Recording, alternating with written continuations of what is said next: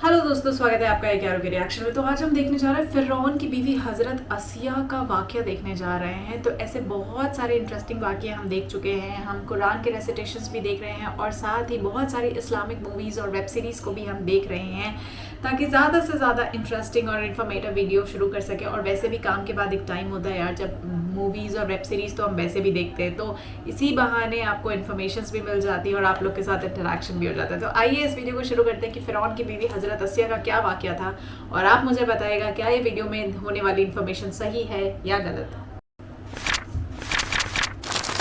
ईमान के खातिर अपनी जान कुर्बान करने वाली एक दिलेर खातून जिसने मूसा अलैहिस्सलाम की परवरिश की और बचपन में उन्हें फ़िरौन के जुल्म जबर से बचाया। लेकिन जब उस खातून ने अल्लाह पर ईमान लाया तो फ़िरौन ने उसके साथ क्या सलूक किया और ऐसा क्या हुआ कि इस खातून को दुनिया की अजीम तरीन औरत का लक़ब दिया गया।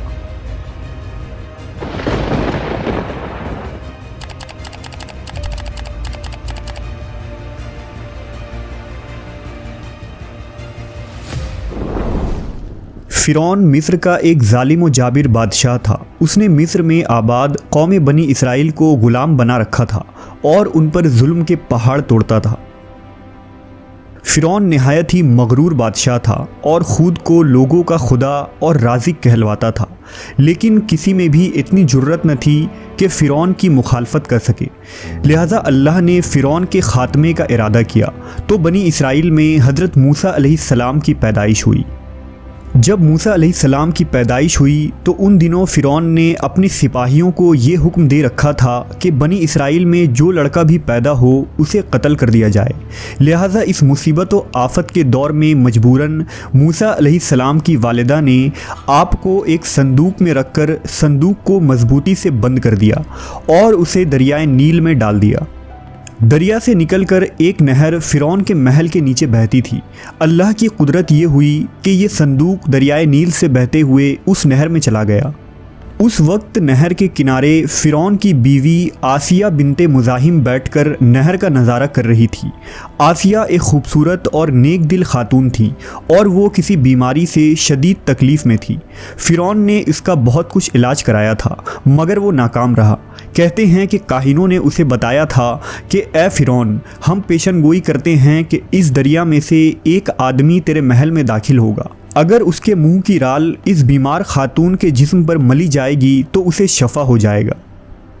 चुनांचा जब नहर में बहते इस संदूक पर आसिया की नज़र पड़ी तो उसने मुलाजमीन को उसे निकालने का हुक्म दिया। जब उस संदूक को पानी से निकाला गया और उसे खोला गया और मलका ने इस बच्चे को देखा तो उसे यूं महसूस हुआ कि एक बिजली सी चमकी है जिसने उसके दिल को मुनव्वर कर दिया है। आसिया के दिल में इस बच्चे की मोहब्बत ने घर बना लिया। इस बच्चे का लौबे दहन जैसे ही उनके हाथों पर पड़ा तो उन्हें शिफा हो गई। फ़िरौन की बीवी आसिया की बदन से कोई लड़का न था और वो बे औलाद थी। लिहाजा इस पाक दिल खातून की ममता जाग उठी और उसने मूसा अलैहिस्सलाम को गोद ले ली। इस तरह अल्लाह की कुदरत से मूसा अलैहिस्सलाम की परवरिश उसी फ़िरौन के महल में हुई जिसने आप अलैहिस्सलाम के हाथों से हलाक होना था। दरअसल लफ्ज़ फ़िरौन उस दौर में मिस्र के बादशाह का लक़ब हुआ करता था। मूसा अलैहिस्सलाम के क़िस्से के सिलसिले में दो फ़िरौनों का ज़िक्र आता है। एक वो जिसके ज़माने में आप पैदा हुए और जिसके घर में आपने परवरिश पाई, और दूसरा वो जिसके पास आप ईमान की दावत और बनी इसराइल की आज़ादी का मुतालबा लेकर गए और जो समुंदर में गर्क हो गया। लिहाजा बीबी आसिया का खाविंद जिसने मूसा अलैहिस्सलाम को अपने महल में रखा, इस फ़िरौन का नाम रामेसस सानी बताया जाता है।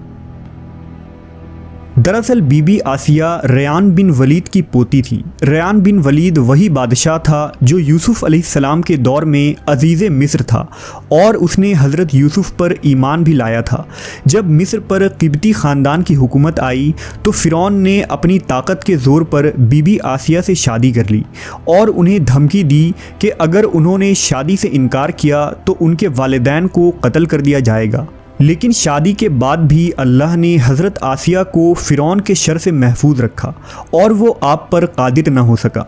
मवर्रखीन लिखते हैं कि अल्लाह ने फ़िरौन को नामर्द बना दिया था, और बाज़ ने लिखा कि फ़िरौन को ऐसी बीमारी थी कि तबीबों ने उसे सारी उम्र सोहबत करने से मना कर दिया था, लिहाजा फ़िरौन कभी भी हज़रत आसिया के करीब ना जा सका। ये भी अल्लाह की एक हिकमत थी ताकि बीबी आसिया फ़िरौन के नापाक जिस्म से महफूज रह सके।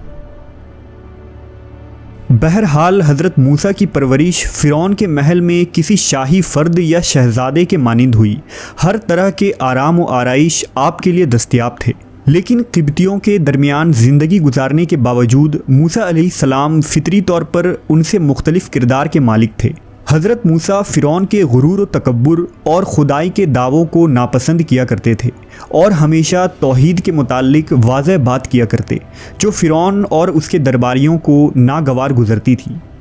बहुत जल्द वो वक्त भी आ गया जब अल्लाह ने हज़रत मूसा अलैहिस्सलाम को नबूवत अता की और आप फ़िरौन के दरबार में इस्लाम की दावत लेकर तशरीफ़ लाए। उस वक्त फ़िरौन के मुतालबे पर जादूगरों और मूसा अलैहिस्सलाम के दरमियान सहर का मुकाबला हुआ, जिसमें हज़रत मूसा की असा हकीकी सांप में तब्दील हो गई और जादूगरों पर हक़ वाज़े हो गया कि ये अल्लाह के सच्चे रसूल हैं जिन्हें हमारी हिदायत के लिए भेजा गया है। जबकि फ़िरौन अपने अना और गुरूर पर कायम रहा और मूसा अलैहिस्सलाम के दावत का इनकार कर दिया। इसी दरबार में बीबी आसिया भी मौजूद थीं, लिहाजा आपने जब ये सनसनीखेज़ मंजर देखा तो आपके दिल में फ़ौरन हक़ का नूर चमक उठा और आप मूसा अलैहिस्सलाम पर ईमान ले आईं। बीबी आसिया फ़िरौन मिस्र की बीवी और मलका थी। आपके पास माल और दौलत की कसरत थी, लेकिन इसके बावजूद आप गुरूर और तकब्बुर का शिकार नहीं थी, बल्कि आपका दिल गरीबों की मोहब्बत से सरशार और उन पर शफ़क़त और मेहरबानी के जज्बे से मामूर था। आप दिल खोल कर उन पर सदका और खैरात किया करती। इसी वजह से आपको उम्मुल मसाकीन यानी मिस्कीनों की माँ भी कहा जाता है। चूँकि बीबी आसिया अपने शौहर रामेसस के मजालिम को भी खूब जानती थीं, इसलिए अपने ईमान का इजहार न किया। आप छुप छुपा कर एक अल्लाह की इबादत किया करती और अल्लाह से ये दुआ करती कि ए अल्लाह, मुझे फ़िरौन और उसके अमल से निजात दे, मैं उसके कुफरिया हरकतों से बेजार हूँ। हज़रत आसिया खुफिया तौर पर मूसा अलैहिस्सलाम के खुदा की इबादत करती और दुआ व इस्तिग़फ़ार में मशगूल रहती। यहाँ तक कि फ़िरौन को एक दिन आपके ईमान लाने की खबर हो गई। उसने एक रोज़ अपने दरबारियों से कहा, क्या तुम लोगों को मेरी बीवी की कुछ खबर है? तुम लोग उसके मुताल्लिक क्या जानते हो? सब ने बीबी आसिया की बड़ी तारीफ़ की और उनकी भलाइयाँ बयान की।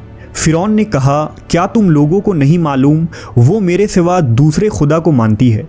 लिहाजा फ़िरौन ने हज़रत आसिया को दरबार में बुलाया और उनसे दरियाफ्त किया कि तू किसे अपना माबूद मानती है। हज़रत आसिया ने दिलेरी और जज्बा ईमानी से जवाब दिया कि मैं मूसा के रब पर ईमान रखती हूँ, जो मेरा, तेरा और हम सब का खुदा है। फ़िरौन इस बेबाक जवाब पर गज़बनाक हो गया और बहुत जल्द पूरे शहर में इस बात की शोहरत हो गई कि फ़िरौन की बीवी और मलका ने फ़िरौनी तौर तरीके को ठुकराते हुए दीन मूसा कबूल कर लिया है। पहले तो फ़िरौन ने बीबी आसिया को समझा बुझाकर, तरगीब दिलाकर और डरा धमकाकर मूसा अलैहिस्सलाम के दीन को छोड़ने को कहा, लेकिन जब उसने हज़रत आसिया के चट्टान जैसे मजबूत ईमान और जज्बे को देखा तो उसने जुल्म व बर्बरियत से काम लेने की ठान ली। फ़िरौन ने अपने अहलकारों को हुक्म दिया कि आसिया को तपते हुए रेगिस्तान की धूप में लिटा दिया जाए, लिहाजा आपको शदीद गर्मी में रेत के तपते मैदान में छोड़ दिया गया।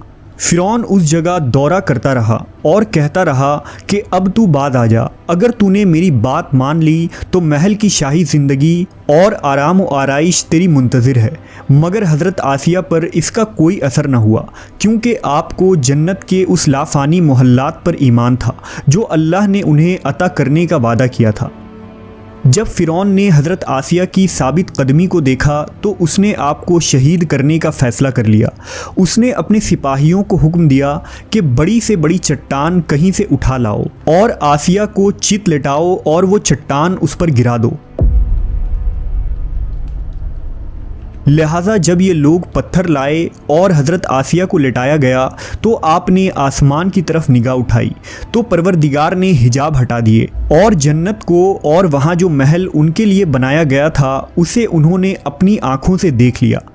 आखिरकार उस पत्थर को आप पर गिरा दी गई और आपकी रूह परवास कर गई।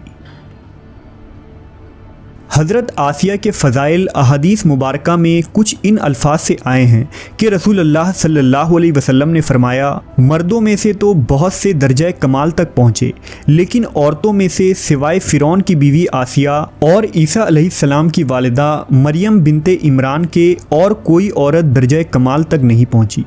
इस तरह एक और रिवायत में आता है कि आप सल्लल्लाहु अलैहि वसल्लम ने फरमाया, जन्नती औरतों में सबसे अफजल खदीजा बिनते खवेल्द, फ़ातिमा बिनते मोहम्मद और फ़िरौन की बीवी आसिया बिनते मुज़ाहिम और ईसा अलैहिस्सलाम की वालिदा मरियम बिनते इमरान है।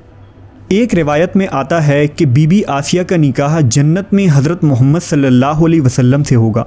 लिहाजा रिवायत है कि रसूलुल्लाह सल्लल्लाहु अलैहि वसल्लम ने फरमाया, जन्नत में मेरा निकाह मरियम बिनते इमरान, मूसा की बहन कुलसूम और फ़िरौन की बीवी आसिया के साथ होगा।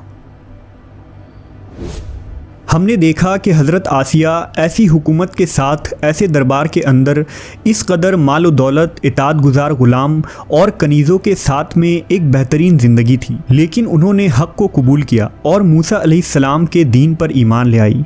हालांकि उन्हें मालूम था कि ईमान लाने की वजह से उनकी तमाम खुशियाँ और मकाम व मनसब छिन सकता है, यहाँ तक कि जान भी जा सकती है, लेकिन आपने हक़ को कबूल किया और अपने गुज़श्ता आमाल पर तौबा कर ली। बिलाशुबा तौबा करना और ईमान पर मजबूती से कायम रहना कोई आसान अमल नहीं, लेकिन जो शख्स भी इस दुनिया की मुश्किलात से गुज़र कर अल्लाह की इताअत करेगा और इंसानों के बजाय अल्लाह से डरेगा तो आखिरत में उसके लिए बेहतरीन लाफानी।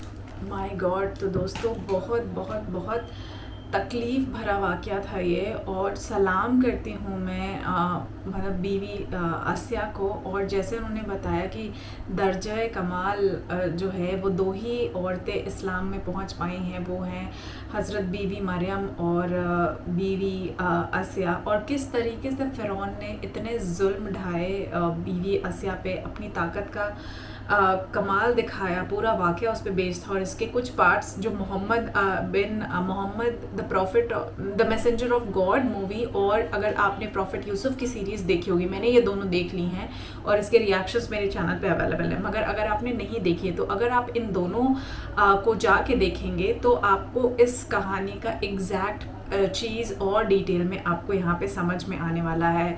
बहरहाल जो भी था, मतलब ये हज़रत आसिया का वाक़या जो था काबिल तारीफ़ था, बहुत दिल छूने वाला था, इतना इमोशनल था कि मतलब सिर्फ दिल से सलाम निकलता है। और उस वक्त मैं सोच भी नहीं सकती, उस हालातों में जब फ़िरौन इतना ताकतवर हुआ करता था, उस वक्त में उन्होंने इतनी बहादुरी दिखाई, इतने दर्द, इतने कष्ट झेले। I mean literally hats off to this women. इसके लिए एक लाइक तो बनता है वीडियो पे। मैं मिलती हूँ आपसे अगले वाक़ये के साथ, तब तक के लिए जय हिंद, नमस्ते, सत श्री अकाल, बाय बाय।